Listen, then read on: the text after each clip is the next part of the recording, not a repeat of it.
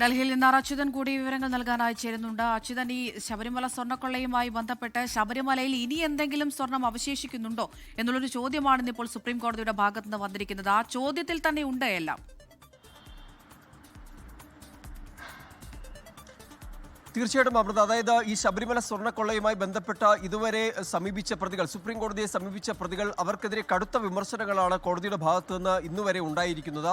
ഇതിൽ ഈ പ്രതികളിൽ ആകെക്കൂടി ഇളവ് ലഭിച്ചത് എസ് ജയശ്രീക്ക് മാത്രമായിരുന്നു. അത് ആരോഗ്യ കാരണങ്ങൾ പരിഗണിച്ച് മാത്രമാണ് ജാമ്യം സുപ്രീം കോടതി നൽകിയത്. എന്നാൽ പങ്കജ് ഭണ്ഡാരിയുടെ ഇന്ന് ജാമ്യാപേക്ഷയും ഒപ്പം തന്നെ പ്രതി ചേർത്തതിനെതിരായ അപ്പീൽ ഇന്ന് സുപ്രീം കോടതി പരിഗണിക്കവേ ആദ്യം തന്നെ തുടക്കത്തിൽ തന്നെ ചോദിച്ചൊരു ചോദ്യം എന്നുള്ളത് ശബരിമലയിൽ ഇനി എന്തെങ്കിലും സ്വർണം അവശേഷിക്കുന്നുണ്ടോ എന്നുള്ളൊരു സുപ്രധാനമായിട്ടുള്ള ഒരു ചോദ്യമാണ് ഉന്നയിച്ചത്.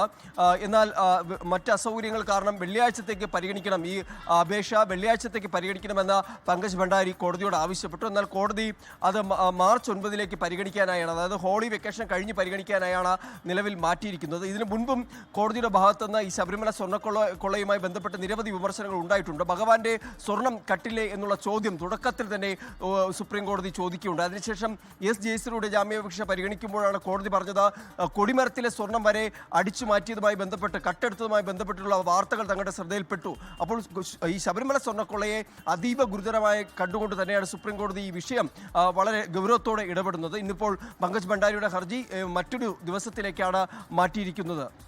ലോകത്തെവിടെയായാലും ഏത് സമയത്തും 24 വാർത്തകളും ഓഗ്മെന്റഡ് റിയാലിറ്റി പാക്കേജുകളും എക്സ്പ്ലെയിനറുകളും വിശദമായി കാണാൻ ഞങ്ങളുടെ യൂട്യൂബ് ചാനൽ നിങ്ങൾക്ക് സബ്സ്ക്രൈബ് ചെയ്യാം.